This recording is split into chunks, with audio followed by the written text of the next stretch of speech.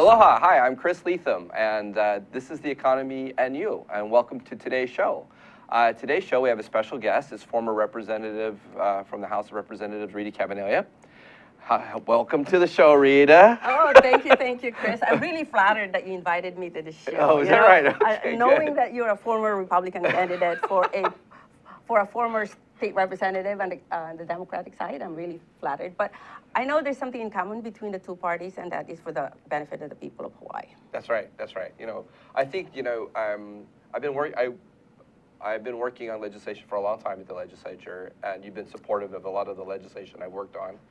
And I would just like to say thank you so much for all your help through the years. Well, on behalf of the constituency of the state of Hawaii, I want to thank you because I know that the rights of fathers, especially fathers, are underrepresented in the state. Mostly a lot of the efforts that come is for the child and the mother, but you offer balance to the discussion. And for that, I thank you and all the people that have helped you all these years. Yes.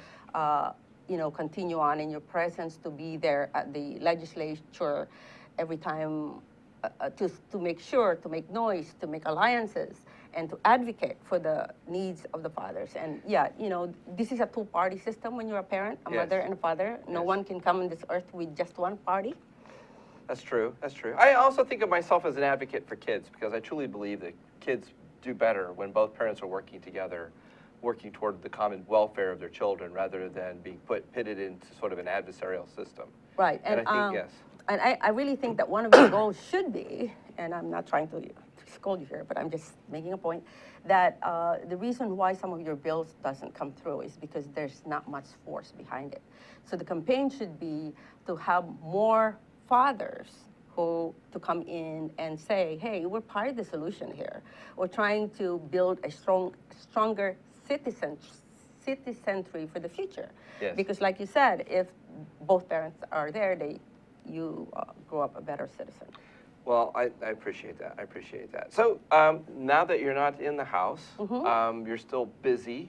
Yes. You've got your company, and you're looking to expand and grow. Tell us a little bit about that. Yes, thank you so much for asking the question. I own CDS, stands for Cardiopulmonary Diagnostic Services. There's an office in Waipahu.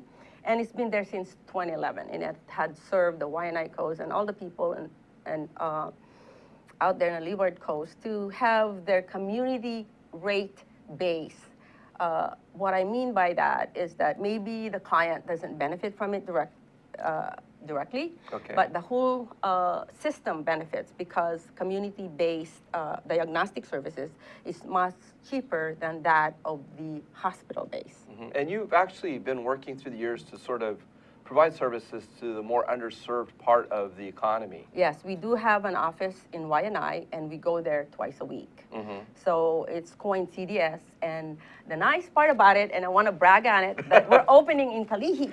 In Kalihi? Kalihi, yeah. All right, exciting. Yeah. So now, is that going to be just diagnostic services, or is it going to be more than that? Yeah, there's a lot of things that's being said about the Obamacare. Yes. And I believe in the Obamacare. And and one of the things it advocates is that it highlights is how can we curtail the abuses of emergency rooms. Because a lot of the people that go over there, if you research it there, you Google abuses of emergency room, it's all over the United States. Well, it's expensive. Yeah, it's very expensive. And it's triage-based, right? Right. But once you walk in there, you charge that basic entry-level emergency room services or rate, even though you may not need the emergency room. So urgent care addresses that. So there will be a Kalihi Kai urgent care at the corner of North King Street and Gulick. So all of you from that side. Okay, very good. And we're open till midnight. So open till midnight. Right, and the rest of the urgent cares here in the island closes either at 6 or 7, but we do know that there may be kids that have earaches at night and the parents can't sleep. So, well, let's take it to Kalihi Kai. They're open till midnight. I'll tell you one of the things that I think, when I think of urgent care is I think, okay, I'm getting the flu. And if I have to call my doctor and wait 3 days to get an appointment to get seen. Yeah, well, you can just walk in. What's the point? I mean, right. Anything he's going to give me at that point is going to be moot. Right. So yeah, if I can walk into an urgent care and I can get a script so I can get the stuff that's going to help to, to mitigate my flu and cut down the number of Yeah, days. and you also have real doctors there that come to, equally qualified doctors that would come to you and examine you and see what you need. And sometimes you don't, but you don't always need a doctor, right? Sometimes a nurse will satisfy. Right. Satisfy. There's common cold. Right. You're having a fever, and maybe it's just the comfort or the reassurance that you went to see somebody about your ailments, and somebody tells you you're okay. A lot of us are like that. Oh my God, maybe I should see somebody. And when you see somebody, okay, I feel better now. Okay. Well, medical expenses have been getting quite expensive. I mean, the cost of healthcare does continue to rise. Right. The statistics that I gathered was, it's way back in 2005 when I introduced a legislation for the medical tort reform. There's all kinds of tort reform, so I want to make clear it's medical tort reform. And at that time, it was said that the premium for medical liability insurance had gone 40%. So this attributes to the high cost of medical treatment is the cost of this insurance. Well, the cost of doing business as a doctor. Okay. And it has trifecta effect, or more than that, escalating effect, exponential effect, with that with that high cost of medical or malpractice coverage, because now you invoke fear to a doctor. If I'm going to get sued, it's going to be in the millions, or I won't be able to afford to get another insurer for me, and I won't be able to practice. So this means doctors will order more tests than are really necessary. Yeah, and that really is one of the major things that I see that escalates the cost. That's one. The second thing is that for some reason or another, and I'm not blaming any of the judges, it was this they got huge settlements in the millions. For what? Nobody really intended to do harm. Yes. And, you combine those two. I mean, amongst others. There's others, but just those two makes those premiums so high that, and apparently here in Hawaii, it's one of the highest. So the cost of those premiums get passed on to us as the consumer. Absolutely, absolutely. And that's one. The other one that will happen is that the reimbursements of the insurances will be low, because to cover that increase, they'll take it back in terms of payments for the doctors. So the doctors end up getting lower reimbursements from the insurance companies. Plus a higher premium. Plus they have to pay more in insurance premiums. Right. So they order more tests to protect themselves defensively. But ultimately, that all comes out of our pocket. Right. Somebody got to pay for it. Somebody got to pay for it. Nothing comes out of the air. Okay. So now, what can you tell us about the bill that you introduced? Well, the bill that I introduced in 2005, and there's other bills that was introduced, and we can talk more about those other bills. I'm not alone in this. A lot of the members of the House really feel that there has to be a way, because it has other effects. Like it was said that it's the reason why we don't have enough doctors in Hawaii, or we don't have enough specialty, or we don't have enough of certain specialty. There's certain specialty in medicine, and let me remind you, I'm a nurse. Okay. And there's certain specialty that are litigos prone.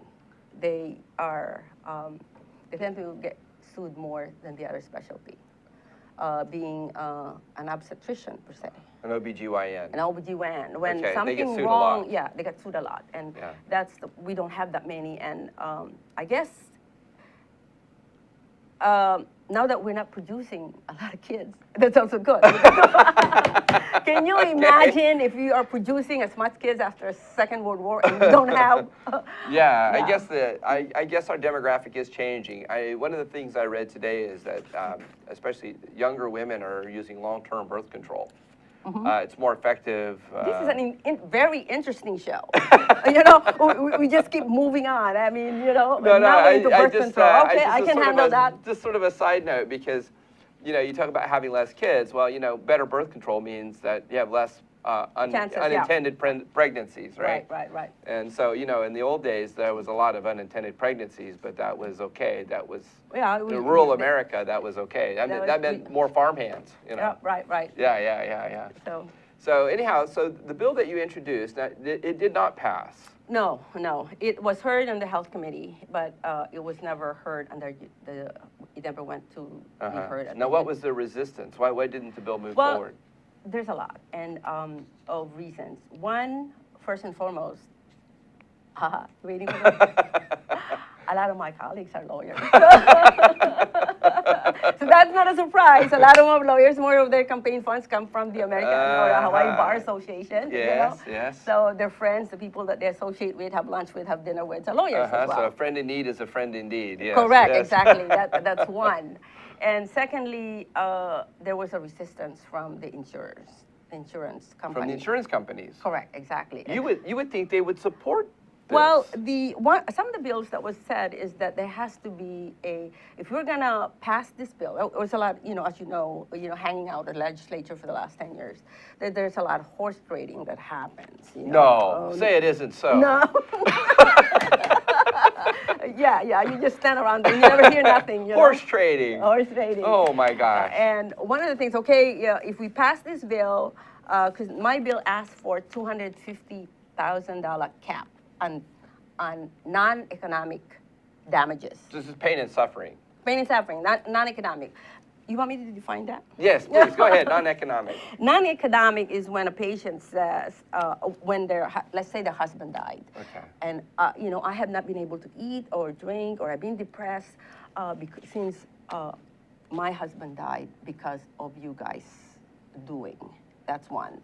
Or somebody that says, I have intractable pain. Okay. That's the hard part. I'm having pain still, whether it's psychological pain or physical pain.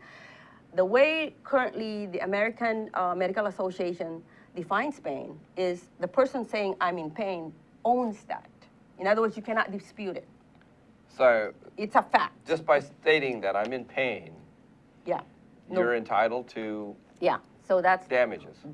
So that's and what I was proposing is a similar law that was passed in Texas, which is they have a cap of $250,000 for other states for pain and suffering. So 4 other states have legislation that addresses this. Right. So I'm going to hold off on that until we come back from a commercial. Okay. I'm Chris Lethem, and this is The Economy and You. Today's guest is former Representative Rida Cabanilla. Stay tuned. We'll be right back. Mahalo. Aloha, I'm Hunter Hevelin, host of Sustainable Hawaii here at Think Tech Hawaii. You can tune in every week on Thursday at 2 p.m. to see interviews with sustainability professionals from around the state and even further abroad, learning about activities with water management, food security, waste management, and a whole host of other fascinating opportunities to get engaged with making a greener island. So if you're interested in making the transition from consuming individuals to communities of producers, check us out every Thursday. Aloha. Aloha, welcome to Think Tech Hawaii. My name is Josh Green. I'm the host of a program called Healthcare in Hawaii. I'm a physician. I work in the emergency department on the Big Island. I also serve in the state senate, which, please don't hold that against me, doesn't detract from my television program. We speak about all the big healthcare issues in the state. We get together on Tuesdays from 2 o'clock till 3 o'clock in the afternoon, and we try to talk about the most important issues in healthcare.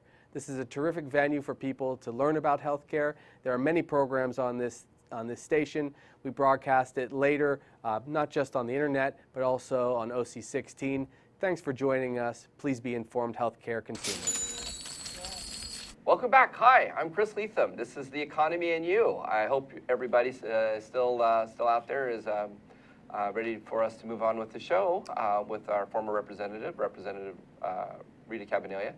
Here, today we're talking about sort of the issues with healthcare in the state of Hawaii, some of the work that's been done to try and improve the situation for physicians and for us, the patients of Hawaii's health. Yeah, the patients. So, Rida, you were talking a little bit about some of the other laws that already exist in other states when it comes to having some level or cap on pain and suffering? Yes, there are. At the last time I looked, there were 4 states. I think one, I believe, is Washington State and a few others. But the one that I wrote in 2005 was patterned after Texas. Why Texas? Because they have that law that caps that. Okay. Yeah, because we judges seem to give big awards for it. And pain and sufferings, I mean, we're not touching the one that has economic damage. You know, somebody got hurt and you can no longer go to work. That's a different story. Right. Now, nobody's touching that. And this is not the same thing as punitive. No, no. Punitive is when they found out that you really caused something. Right. You intentionally did it. You did it, okay, okay. Yeah, and the other one is just, you know, purely malpractice. You did a bad job, but you did not intended to do it. I see. You intentionally did harm. Okay, so now that bill, since, of course, that bill failed in 2005. Right. And then there was legislation introduced later on. Yeah, there are, you know, both House and Senate have been trying to crack this down because they do feel that there's a reason to pass this bill at some form. There was one, and I think it's a compromise bill, that passed the following year. And it's $250,000 cap if a physician made an error in an emergency room that is hospital-based. Okay. So you know it's crafted so many times. They want to pass something. They want to pass something so bad. But yes, the stakeholders, because the way it is when we try to pass legislation is what we call stakeholders, people that are could be affected. So it could be the Bar Association, could be the insurance companies, or it could be DCCA, or it could be whoever comes out and say, no, I don't want it. So okay. I say it's a compromise bill, $250,000 Okay. cap, but it's limited to emergency room doctors. That's a tough situation to be in. I mean, if there's any time when there's the likelihood that a physician's going to make a mistake, it's probably going to be when he's under pressure in an emergency room, especially if there's a mass casualty situation. Well, yeah, that too, but you know, statistically, if you go down in numbers, you know, like a surgeon per se, you do 50 surgeries, say, a month. Yeah. Or maybe 100,000, you know, 1,000. There's one of them or two of them or three of them is going to go bad. It's just a law of statistics. There's going to be a problem. There's going to be a problem. You know, medicine is not an exact science. Well, this is not mathematics. That's right. That's why we call it practicing medicine. I Right. suppose. It's not an exact science. You know, one or two might go bad. Right. But instead of helping them out and say, hey, how can we better your practice? What went wrong? There's a lot of money involved. Of course, there's a lot of lawyers that would like to get involved with that. A lot of these cases settle out of court. Correct.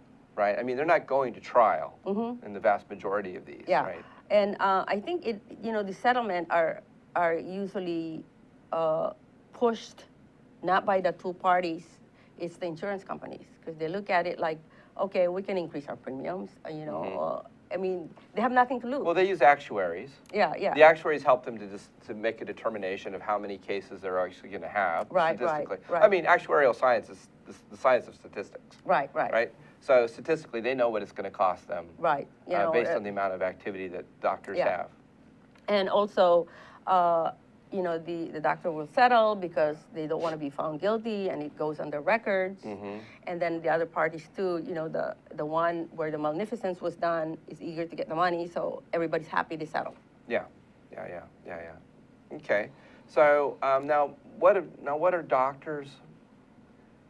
What has been the impact on physicians? I mean, we're losing physicians, right? Well, that's what they claim, that we're losing physicians because this is not a friendly state to practice. You're saying Hawaii is not a friendly state to do business? That's what, you haven't heard that before? You haven't heard that before? My God.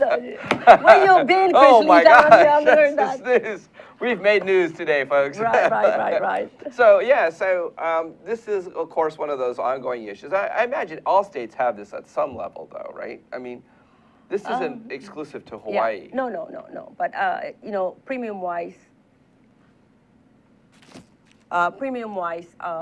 we're the highest.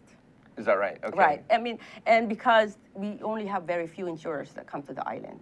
In the mainland, there's bigger competition. There's more insurers that come. So, with competition, the rates go down. Okay. And Hawaii doesn't have a shortage of attorneys, though, like we have a shortage of doctors. No. No. We don't have that. Yeah. Okay. So now, we have some health challenges here in Hawaii too. You know, mortality rates for infant mortality, diabetes, cardiovascular disease, cancer. Yeah. We seem to have our share of this. Right, but don't forget, let's be positive about this, Uh-huh. okay? We, the people here, was one of the longest, statistically age-wise. Okay. What's our average living in the state of Hawaii? Yeah, it's very old. Yeah, right. we live to be very old. So we're going to go right to commercial. We'll be right back. Thank you for watching. This is Chris Lethem with The Economy and You. Thank you. Here's the deal.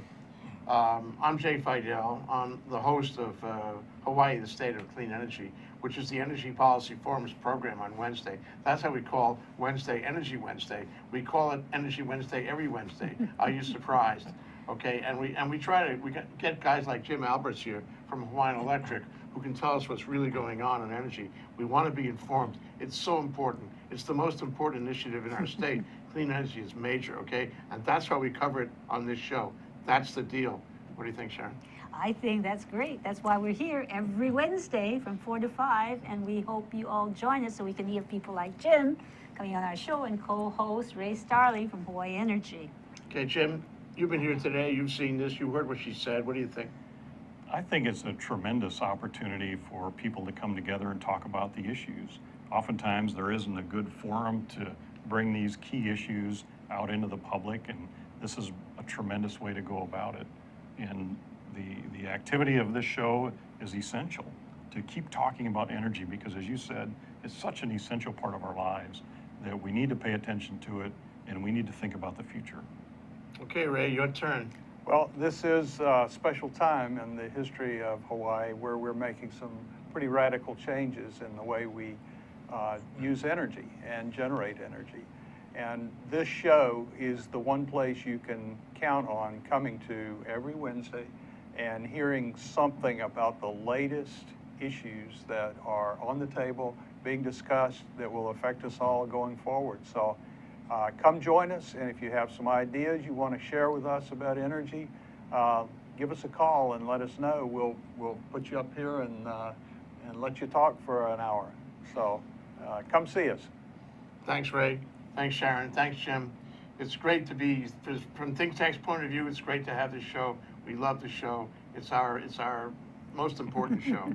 So come around and listen to us 4 to 5 on Wednesday. Thanks a lot. Bye. Aloha. Hello, hi. Surprise, we're back again. Hi, I'm Chris Lethem. This is The Economy and You.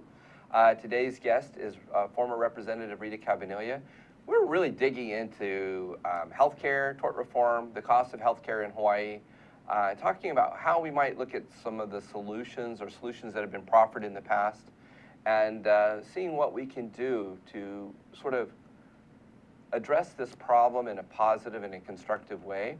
One of the areas that we've been talking about, Rita, is we've been talking about tort reform and setting a cap on pain and suffering. But is there other aspects from a legislative perspective where we can affect positive change in this area? Yeah, there's a whole lot of things. Well, first of all, let's not forget. Sometime I think in 2009, a cap was passed at the House, at the legislature. It wasn't the $250,000 that I was hoping to get, like Right. most states, but a $375,000 cap. That's was because passed. it's so expensive to live in Hawaii, so we need a higher cap. I kind of disagree with that because this is like a bonus. It's not like, you know, you go work 8 hours a day. Right. But it seemed like one thing that we need to dig into, and I'm not ready to discuss that, but maybe that's a discussion in the future. Why is it that the settlement amounts are so huge? Like it's in the millions, you know, Yeah. 2 million, 6 million, 8 million, but maybe, you know, we can look Well, into that. Well, yeah, because attorneys get a percentage of these settlements. Exactly, Right? and maybe that's what that is. And we can't have any attorneys, you know, So- not being successful or doing So well. a lot of the efforts that had been done in the House while I was there is to try and balance that those people who are legitimately entitled for settlement, Legitimately entitled to a settlement. Okay. they're not affected, but yet protect the people of Hawaii from the insurance companies. Because one of the things, impediments of passing this cap is because the legislature is trying to get consensus from the insurance companies that, okay, if we pass this cap, Right. we want a comparable decrease, rate cap. Okay, okay, Yeah. all right. And that's one of the things that couldn't take place, that the insurance company says no. So then it's not fair. So a rate cap is a cap on the amount of revenue the insurance companies can collect from individuals or from physicians or from Premiums. Premiums. Yeah, Okay. Well, premiums. Okay. Yeah, All right. because if when they, like you talk about Right. actuarial, okay, when they calculate the cost of premium, it's divided in so many things. Right. Yeah.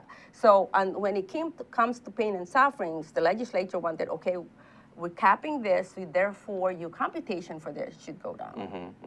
And where there's catastrophic, now one of the things I do know, working with insurance companies, is they reinsure.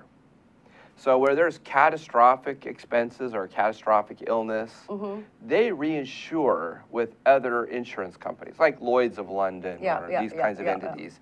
So they don't necessarily expose themselves to all the risk. Right. They disperse that risk with other insurance companies. Exactly. You've been Right. doing your homework. Yes. I actually wrote some software for HMSA Yeah, a long time ago to address this problem. One of the industries that's really unpoliced Uh-huh. is the insurance company. When I was, a few years ago, when I was putting out this legislation, the rate cap, one of the lawyers' arguments was, why are you policing us? Why don't you police the insurance company? They have 80% profit or something like that. You should hit on their profit, not us. So that is also a valid argument. You know, we're just talking about the lawyers that wants us, but we're not talking about the insurance companies. And nobody is talking to them, say, let me see your books. Yeah. Oh, yeah. And I suppose so, that's a challenge. I think that, one of the things that the legislature should look into is to pump up that insurance commissioner and say, you got to Give him more authority. Give him more authority. And I think I worked with him for those years to give him more authority. One of the challenges too, and it's kind of like, my thought is, part of it is, it's kind of like the securities industry. It's fairly complicated, and it's not fairly complicated, it's incredibly complicated. There are types of securities, there's a lot of things that are going on internally within these companies that unless you're really on your game. Yeah, and I'm sorry to say that and I'm not trying to put down my colleagues, but there's a lot of us there that really don't understand these things. That if you do try to understand it, it's gonna take you your entire career. So, which brings us to this limited terms, like other states have limited term of office. Right. So that's why I'm not supporting that limited term, because it takes years to really get to know these things, because everything that goes on the legislature, better tort reform or land, land conversion and condo, the whole 9 yards come to your table. And nobody's a master of everything. Well, and the fact is, there are a lot of people at the legislature that don't have a background in finance, don't have a background in governance or securities law or tax law. Right, exactly. And you have social workers. You've got a lot of lawyers, true. You have social workers. You've got people that are in the from the music industry. And of course, if you're coming from a world where you hadn't had the opportunity to address these things, there is a steep learning curve. That's right. I love the chair of health right now. I love her as a person, but she's a lawyer. What makes her to become the expert in healthcare? Right. So, those are questionable things that I have in mind, but the speaker can only pick what he has, what he has available to him. Available to him. I mean, it's not like you're the father and you send your son to Harvard to become a good lawyer, or send somebody to University of Massachusetts and be good. And even if you are a good lawyer, or you're a good doctor, or you're a good, like for me, I'm a software engineer, right? So even though I might be good at, of course you try to cast people who have the best background. But there's still a lot to learn. Right, because like a lot of my constituency or the people that talk to me and says, we pay the highest electrical rate. Yes.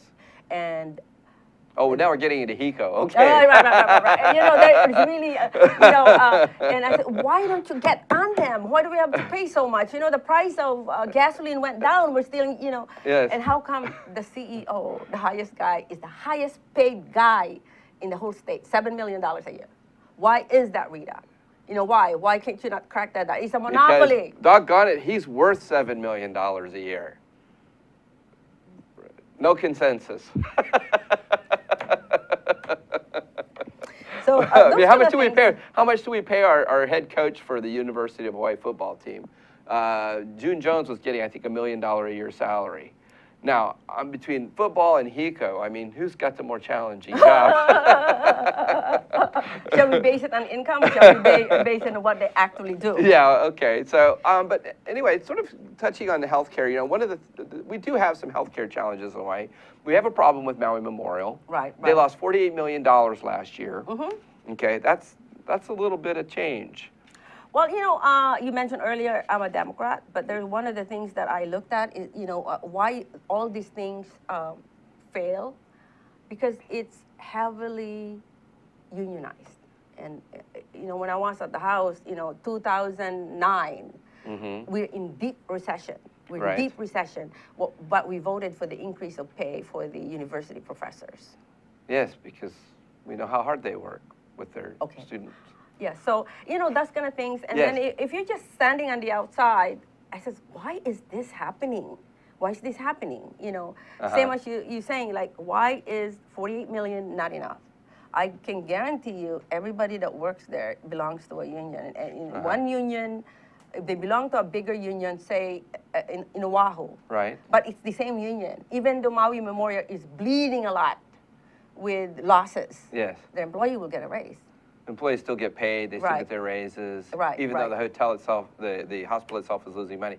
Because we actually subsidize, the state of Hawaii subsidizes Maui Memorial Hospital, Yeah. is that right? And all the, I thought about for all the other, there's 7 of them Okay. throughout the state, and we all subsidize it, just like we subsidize the bus and everything else. But to what I was told before, and this really came as a surprise, that Maui, when there was at some point in time that there was a private hospital that want to go to Maui. I don't know if you were hanging out with the legislature at the time. No. And there was a big fight because they did not want to allow that private hospital to go because it would hurt Maui Memorial. So the private hospital never came. So we didn't have any competition. So there No. was no competition of ideas. There was no competition on business practices or the quality of services.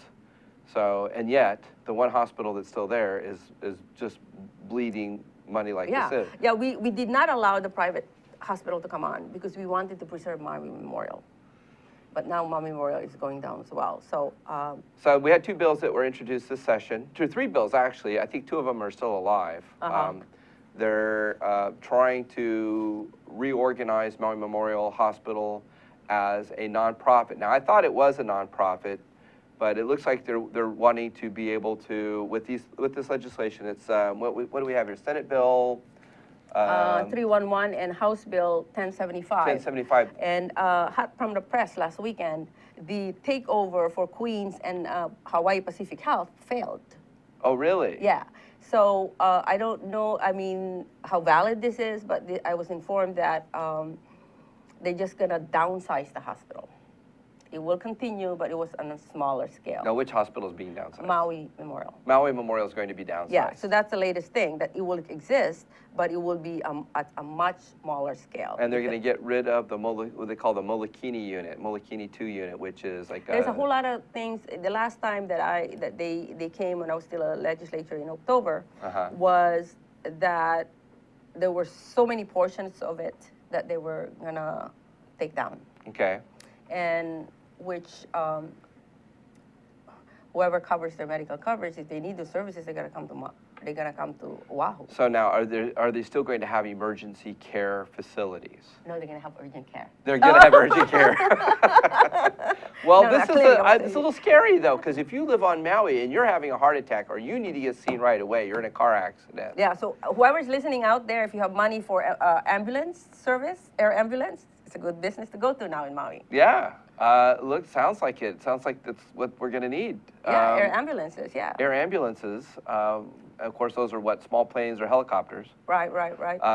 And if you're living there, for that service, are you going to have or pay an extra premium in your insurance to get that kind of coverage? Definitely. I know when I lived in Indonesia, if we got sick in Indonesia, the first thing that we wanted to do was get flown out of Indonesia to Singapore. At that time, this was back in the early 90s. So it sounds like, well, we're almost sort of going backwards in terms of the quality of care that we're providing our people. I think if you give it a few months, something's going to come up. It's always been that way, that that when these things, there will be a capitalist somewhere. Somebody's going to see an opportunity. Yeah. So the question is now, would they be willing to entertain another hospital setting up shop? I'm sure they will at this point in time. There's no longer Maui Memorial. They're trying to preserve, and I have a feeling these two bills will die. So if these bills die, that basically puts the hurt on the people of Maui.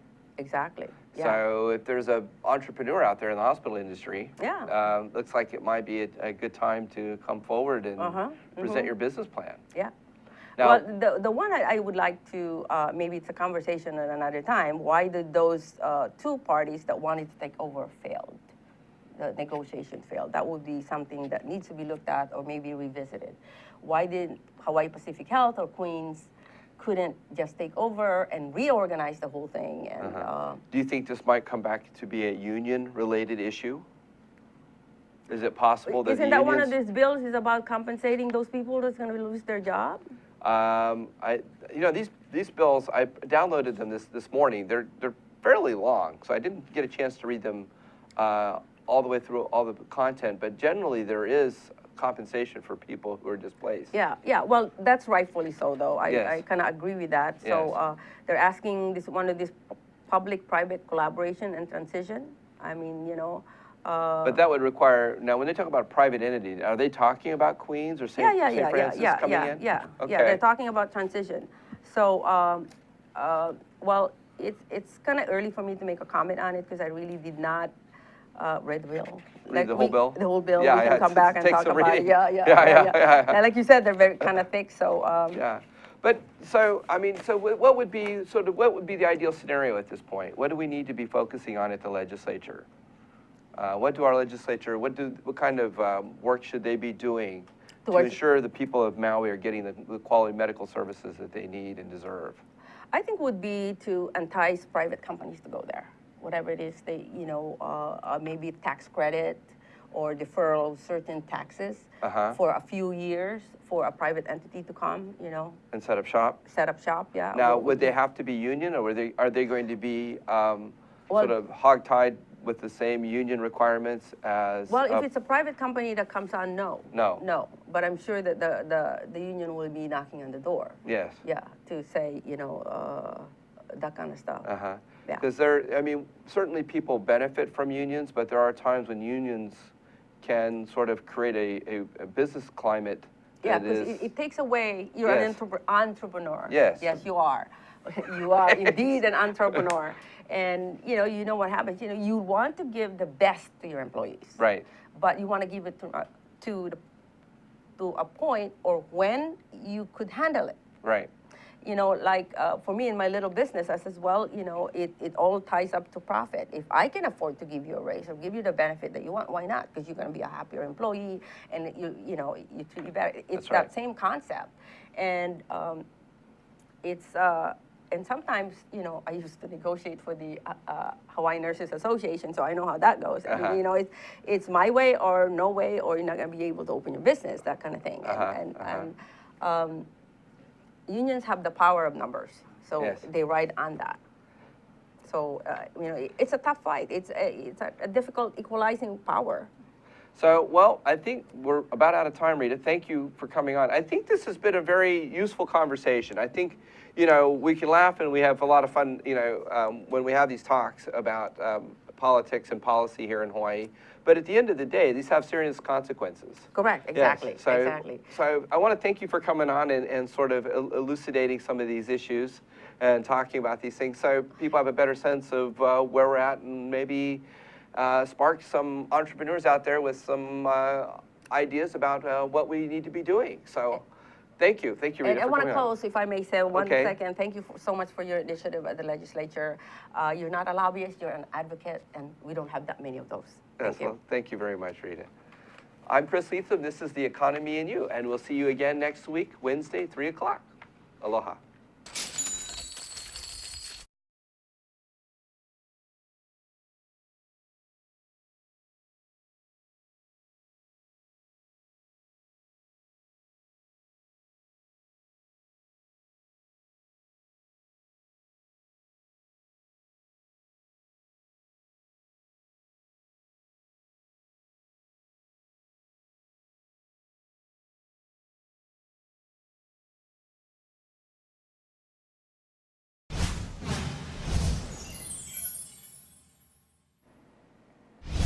I'm Donna Blanchard, and this is your Think Tech Daily News for Wednesday, April 8th, 2015. As Greece is on the edge of financial collapse again and unable to pay its creditors the 240 billion euros or $260 billion it owes, Russia's ties with Europe are strained over their politics with Ukraine. In the face of sanctions and counter-sanctions between the two, it made sense that Russian President Vladimir Putin welcomed Greek Prime Minister Alexis Tsipras to Moscow for a chat this week. At a joint news conference at the Kremlin, the two leaders said that their discussion focused on economic issues, including trade and tourism. They also said they talked about energy issues and Russia's plans to build a natural gas pipeline through Turkey to Europe, in which Greece could play a crucial link. Reportedly, Prime Minister Tsipras did not ask for financial support at this time, perhaps because Russia's oil trade has suffered with a recent supply and demand shift that has caused oil prices to drop. The Iraqi army and militia forces carried out an attack against the Islamic State outside the city of Ramadi today. Some local officials claim this is the beginning of a major offensive in western Anbar province, though others say that's a bit premature. 1 week after Iraqi officials declared victory over the Islamic State extremists in the city of Tikrit, Sabah Karhat, chairman of the Anbar Provincial Council, said, "Today we announced the beginning of the Anbar Liberation Operation." Unfortunately, that news seemed to come as a surprise to Prime Minister Haider al-Abadi and other top commanders who met with American advisors to discuss the new offensive. A spokesman for Baghdad Operations Command, General Saad Maan, said, quote, "This is not the big joint operation. We didn't say anything about that." Referring to Anbar officials' statement, he said, "Maybe he was in a hurry." Despite that ridiculous bit of communication error, Mr. Abadi has promised that Iraqi forces would soon turn their attention to Anbar province, the largely desert area where the extremist Sunni group, also known as ISIS or ISIL, controls more than 60% of their territory, which it seized in early 2014. While the U.S. backs Saudi-led airstrikes against Iran-backed Houthi aggression in Yemen, it looks like Iranian officials are serious about supporting the U.S.-led Tehran nuclear agreement. Yesterday, a small group gathered in front of the Parliament building in Tehran, holding up placards and shouting slogans against the nuclear framework agreed to last week in Switzerland, and the Iranian Interior Ministry condemned the demonstration as illegal because the protesters had failed to obtain a permit. This was a rare occasion, as those conservative protesters were in opposition to the power structure there. It's worthy of note that heavy U.S. sanctions for Iran remain in place until a final nuclear accord is reached. General Mohammad Ali Jafari, the highest-ranking commander of the Revolutionary Guard Corps, said yesterday, "The Iranian nation and the Iranian Revolutionary Guard Corps thank these dear negotiators for their honest attempts and political jihad and for their resistance on the defined red lines." Iranian Supreme Leader Ayatollah Ali Khamenei, the man who has the last word in Iran, remains silent about the agreement reached in Switzerland. I'm Donna Blanchard, and this has been your Think Tech Daily News for Wednesday, April 8th, 2015. Ahui ho.